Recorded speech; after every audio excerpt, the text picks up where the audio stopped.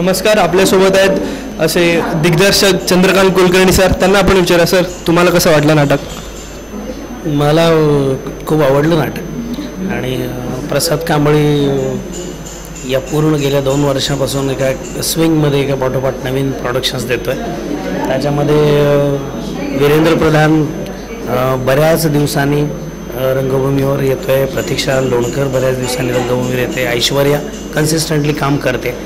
पण या अनुभवातून दिग्दर्शक म्हणून मी पण गेलेलो की 2च पात्र जेव्हा रंगमंचावर असतात आणि त्यांच्यातली इंटरॅक्शन सगळं जेव्हा नाटककार काही खेळत असतो त्या भावनांशी विचारांशी, ते खूप छान पद्धतीने इथे आले. कारण 2 पात्री नाटक फिरवत राहणं हे लेखकाच्या दृष्टीने, ॲक्टर्सच्या दृष्टीने, दिग्दर्शकाच्या दृष्टीने, आणि इथे 4 माणसं नाही आहेत की लेखक दिग्दर्शक आणि 2 नट्या, तर 3 माणसं 3च आहेत. म्हणजे डबल रोलमध्ये वीरेंद्र आहे. पण ज्याला असं आपण म्हणतो की एका विशिष्ट ग्राफमध्ये या नाटकाची लेंथ पण खूप ॲप्ट आहे.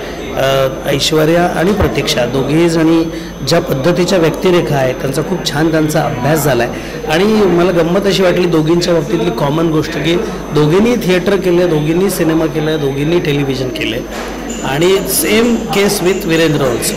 तर ते दोघी फॉर्म बघितल्यामुळे लेपल माईकचा चांगला वापर, त्याच्यामुळे मिळणारा अंडरटोनची क्वालिटी, त्याच्यामध्ये इमोट होण्याची पण क्वालिटी, ज्याला असं म्हणतो की इंटरॅक्शनला, म्हणजे ज्याला असं म्हणतो आपण की स्पेसमध्ये फिरताना आपल्याला आपल्या स्वरांशी पण खेळता आलं पाहिजे, या सगळ्या प्रकारांमध्ये खूप छान माहोल क्रिएट होतो.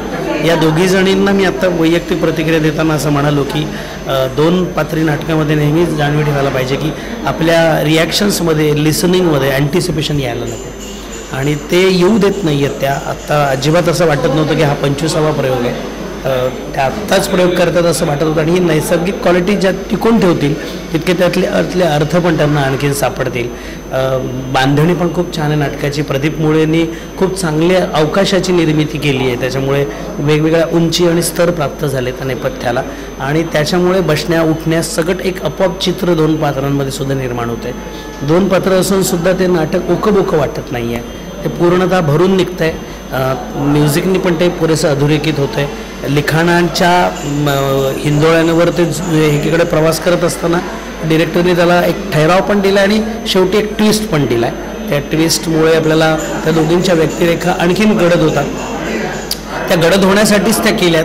आणि मला असं वाटतं की प्रतीक्षा लोणकर या अभिनेत्रीने ती जी मधली एक जागा सूचक अशी सोडायला हवी होती की ही खरं बोलते का खोटं बोलते आहे, आणि ही तिच्या समाधानासाठी बोलते का याचं वाटत राहणं, नाही पण ही खरंच बोलते असं वाटत राहणं, या दोन्ही लेवल्सला प्लेइंग खूप छान केलं आहे तिने. आत्तापर्यंतचा तिचा सगळा अनुभव फार सुंदर पद्धतीने वापरला आहे. आणि ऐश्वर्याने तो एक गृहिणी ते पूर्णतः मैत्रिणीपर्यंतचा प्रवास आणि एका भ्रमात राहण्याच्या आपल्या आसुसेपोटी की नाही माझा नवरा माझ्याशीच एकनिष्ठ होता, या भावनेच्या मागे धावताना तिची होणारी घुसमट, तिला येणारा राग, तिला त्या नवऱ्याच्या प्रेमाविषयी वाटणारा हेवा, ती मुलांविषयी वाटणारी आस्था, हिच्याविषयी एक स्त्री म्हणून वाटणारी आस्था की अरे ही तर एकटं जगली, सगळं कसं काय जगली असेल.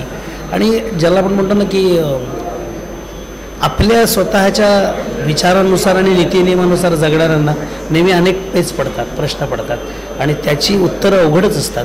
इतक्या अवघड गुंतागुंतीच्या नातेसंबंधांवरचं एक बांधेसूद नाटक असं मी याचं वर्णन करतो. सरांनी आपल्याला असा 4ही बाजूला असा सुंदर रिव्ह्यू दिला आहे. Thank you sir. Thank you sir.